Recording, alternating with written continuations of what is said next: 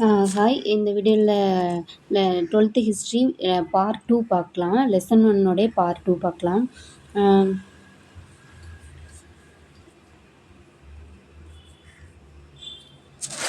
சமூக சமய சீர்திருத்தங்கள் பார்த்தா ராஜாராம் மோகன் ராயால் நிறுவப்பட்ட பிரம்ம சமாஜம் 1828, அது நமக்கு தெரிஞ்சது தான். அதேமாதிரி டாக்டர் ஆத்மரங்க பாண்டுரங் உருவாக்கி பிரார்த்தனை சமாஜம் 1867. சையீத் அலி கானால் இயக்கப்பட்ட அலிகார் இயக்கம் 1875. இதெல்லாம் அதுக்கப்புறம் மீட்பு இயக்கங்கள்னா ஆரிய சமாஜம், ராமகிருஷ்ண இயக்கம், தேவபந்து இயக்கம், பூனேயில் ஜோதிபா பூலே, அவங்க கேரளாவில் நாராயணகுரு, ஐயன் காளி, தமிழ்நாட்டில் ராமலிங்கடிகள், வைகுண்ட சாமிகள், பின்னர் அயோத்திதாசர், இவங்கெல்லாம் சமூக சமய சீர்திருத்தங்களை உருவாக்குனாங்க. அதேமாதிரி 1828 ராஜாராம் மோகன் ராய் பிரம்ம சமாஜத்தை நிறுவினார்.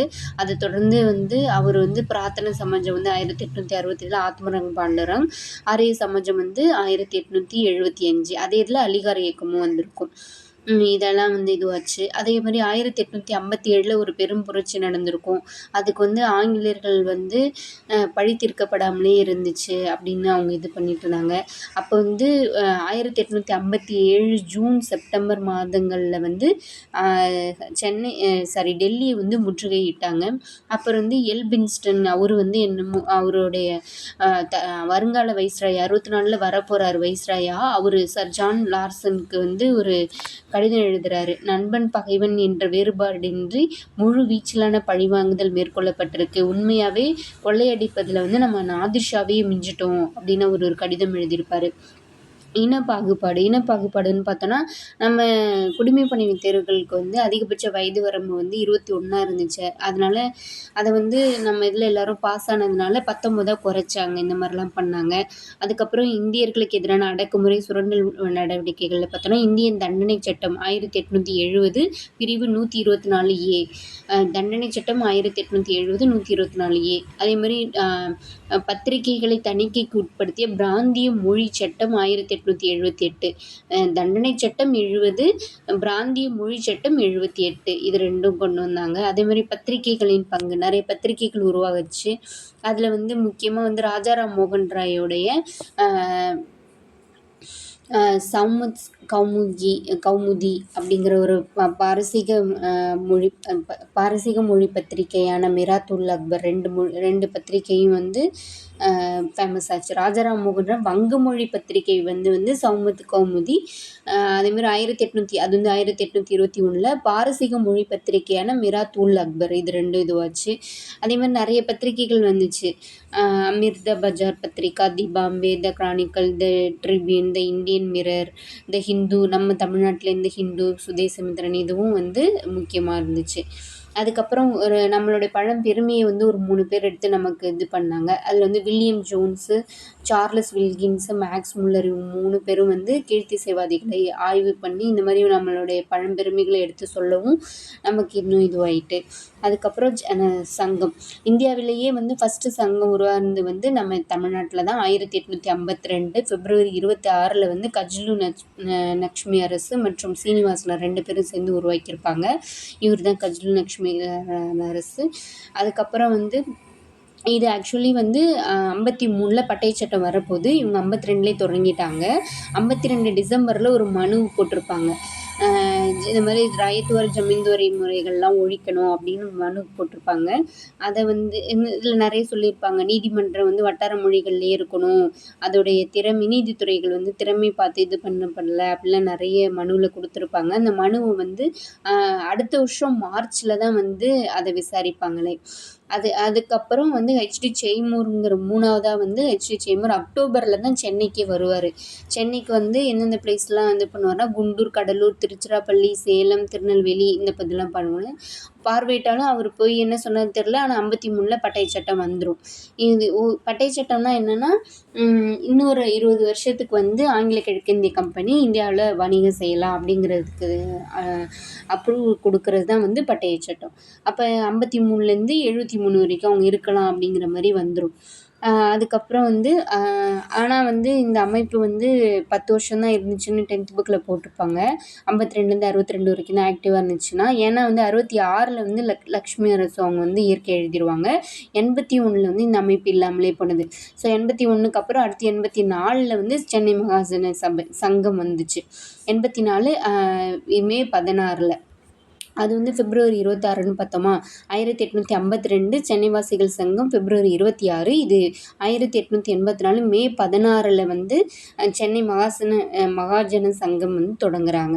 இதில் நிறைய பேர் இது பண்ணியிருப்பாங்க. ஜி. சுப்பிரமணியம், வீர ராகவச்சாரி, ஆனந்தச்சார்லு, ரங்கையா, பாலாஜி ராவ், சேலம் ராமாசாமி இவங்கெல்லாம் வந்து முக்கியமானவங்க. இதில் வந்து தலைவர் வந்து ரங்கையா, செயலாளர் வந்து ஆனந்தச்சார்லு. ஓகேவா. இதை வந்து இந்திய தேசிய காங்கிரஸோட பம்பாயில் நடந்த மீட்டிங்கோட அதுக்கப்புறம் இந்திய தேசிய காங்கிரஸோட இதை இணைச்சிருப்பாங்க. அடுத்து இந்திய தேசிய காங்கிரஸ். இந்திய தேசிய காங்கிரஸ் வந்து 1885ல் டேரெக்டாக ஸ்டார்ட் ஆச்சுன்னா கேட்டால் அப்படி இல்லை. அதுக்கு முன்னாடி 10 வருஷத்துக்கு முன்னாடியே 1875 to 85 காலகட்டத்தில் நிறைய இது நடந்திருக்கும். 75ல் வந்து பருத்திக்கு வந்து நீங்கள் ஏற்றுமதிக்கெலாம் வந்து நிறைய வரி போடுறீங்களா, அதே மாதிரி இறக்குமதிக்கும் நிறைய வரி போடுங்க அப்படின்னு சொல்லி ஜவுளி உரிமையாளர்கள்லாம் போராட்டம் நடத்தியிருப்பாங்க. அதேமாதிரி 77ல் வந்து அரசு பணிகளை வந்து இந்திய மயமாக்கணும் அப்படின்னு ஒரு போராட்டம் நடந்திருக்கும். 78ல் வந்து பத்திரிகை சட்டம் பார்த்தோம்ல, அதேமாதிரி அதுக்கு எதிராக வந்து போராட்டங்கள் நடந்திருக்கும். அதேமாதிரி இல்பர்ட் மசோதா என்னென்னா, ஆங்கிலேயர்களை வந்து இந்தியர்களும் விசாரிக்கலாம் அப்படின்னு ஒரு மசோதா வந்திருக்கும். அதுக்கு ஆதரவாக 83ல் கிளர்ச்சி. ஸோ 4 கிளர்ச்சி நடந்திருக்கும். அதுக்கப்புறம் தான் இந்த போராட்டங்களும் கிளர்ச்சிகளும் அங்கங்கே நடந்து அது அங்கொன்று இங்கொன்றுமா இருந்துச்சு. ஒரே இதுவாக இல்லை. ஒரே நாடுங்கிற ஒரு இது வேணும் அப்படிங்கிறதுக்கு தான் வந்து 1884 டிசம்பரில் வந்து பிரம்மஞான சபையோடைய கூட்டம் வந்து சென்னை அடையாறில் நடக்கும். அதுக்கு வந்து AO Hume, Alan actin Hume அவங்க தான் வந்து தலைமை ஏற்றிருப்பாங்க. ஸோ அவங்களோட இதில் தான் வந்து உருவாச்சு. ஆனால் உருவானதுனாலும் 1885ல் வந்து இந்திய தேசிய காங்கிரஸ் உருவாயிடுச்சு. அதோட ஃபஸ்ட்டு தலைவர் வந்து WC பானர்ஜி. அதுக்கப்புறம் வந்து 2 கூட்டம் நடந்திருக்கும். இது முக்கியமான மாநாடுகள். ஆக்சுவலி அதிகமாக மாநாடு நடந்தது வந்து 10 மாநாடுகள் வந்து கல்கத்தாவில் நடந்திருக்கும். 2வது 7 மாநாடு வந்து பம்பாயிலையும் சென்னையிலையும் நடந்திருக்கும்.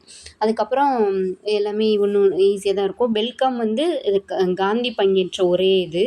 அதே மாதிரி 31ல் தான் வந்து அடிப்படை உரிமைகள் வேணும் அப்படின்னு சொல்லி பண்ணியிருப்பாங்க. அதை அப்படியே திருப்பி போட்டால் 13 கராச்சி வந்துடும். அதுக்கப்புறம் வந்து எல்லாமே ஈஸியாக தான் இருக்கும். நீங்கள் ஒரு வாட்டி பார்த்தா புரிஞ்சிடும். மாநாடு நடைபெறாத ஆண்டுகள் வந்து 4 இருக்குது. 30, 35, 40, 45க்கு பதில் 41 போட்டுக்கணும். 30, 35, 41, 45. சிறப்பு மாநாடு வந்து 20, 18, அப்படியே 2 வருஷம் கூட்டினா 20, அடுத்து 3 கூட்டினா 23, அடுத்து 42. சிறப்பு மாநாடு 4, நடைபெறாதது வந்து 4. நடைபெறாதது வந்து 30, 35, 41, 45. சிறப்பு மாநாடு வந்து 18, 20, 23, 42. அதுக்கப்புறம் வந்து நிர்வாகம் வந்து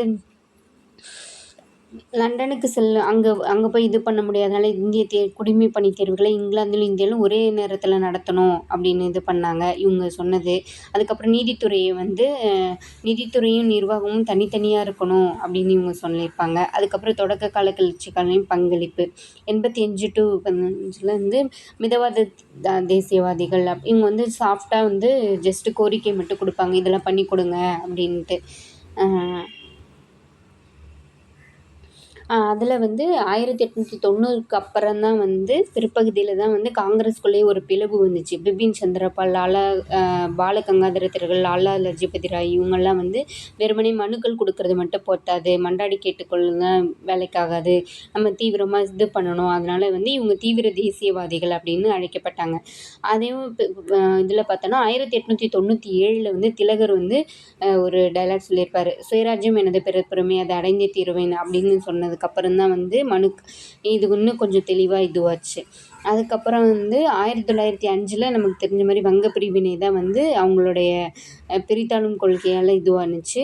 அதில் தான் வந்து இந்தியர்களால் ஆவேசமாக எதிர்க்க ஆரம்பித்தாங்க. 1905ல் வந்து சுதேசி இயக்கமும் வந்து ஆங்கிலேயர் நேரடியாக எதிர்த்துச்சு.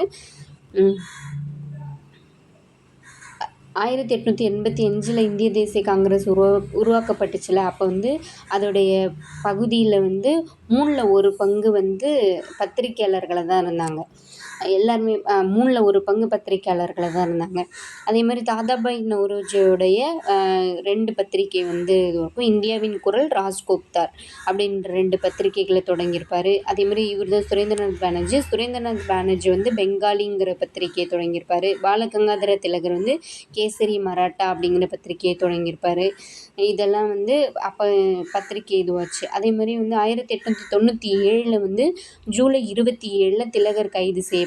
இவர் 97 தான் வந்து சுயராஜ்யம் எனது பிறப்புரிமை அப்படின்னு சொன்னாரா. அதேமாதிரி ஜூலை 27 இவர் கைது செய்யப்பட்டு, நம்ம முன்னாடி பார்த்தோம்ல இந்திய தண்டனை சட்டம் 1870 124A அதுபடி இவர் வந்து சிறையில் அடைக்கப்பட்டிருப்பார்.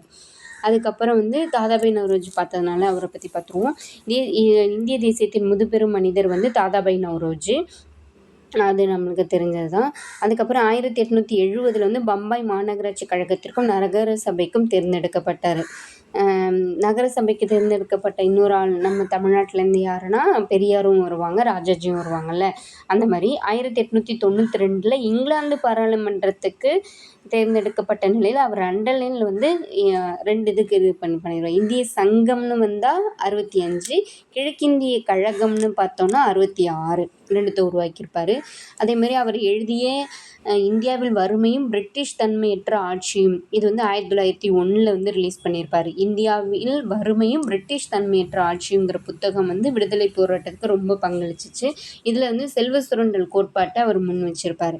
அதேமாதிரி 35 முதல் 72 வரையாக 13 மில்லியன் பவுண்டுகள் மதிப்புடைய பொருட்களை வந்து இந்த புக்கில் குறிப்பிட்டிருப்பார் ஏற்றுமதி செஞ்சதாகவும். அது ஆக்சுவலி யாருக்கெல்லாம் போச்சுன்னா ரயில்வே இதில் வந்து முதலீடு செஞ்சவங்களுக்கு, அதுக்கப்புறம் வட்டி பணம் தர வேண்டியவங்களுக்கு, இந்த மாதிரி இதுக்கெலாம் கொடுத்தீங்க, ஹோம் சார்ஜஸ்ன்னு போட்டிங்க, அது வந்து 30 மில்லியன் பவுண்டு வந்து நம்மளுக்கு நஷ்டமாச்சு அப்படின்னு சொல்லியிருப்பாங்க. அவ்வளோதான். இந்த புக் பேக் பற்றுமா.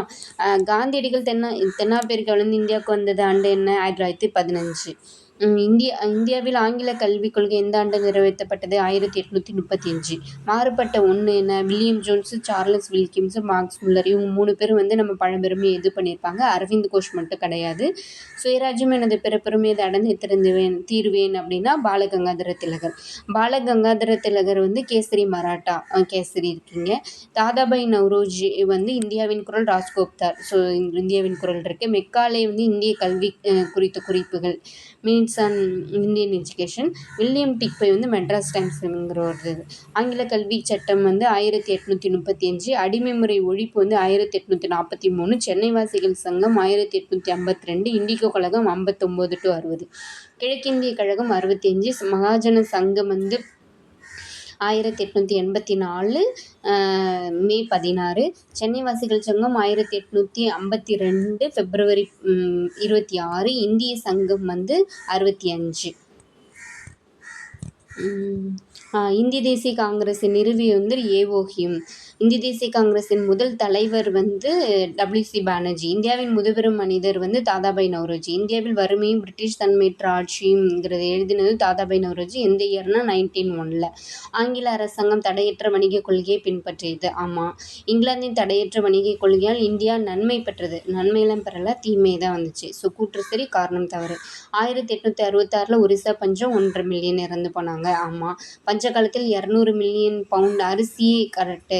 ஒரிசா பஞ்சமானது தாதாபாய் நௌரோஜியின் எல்லாமே கரெக்டு தான். அவ்வளோதான். தேங்க்யூ.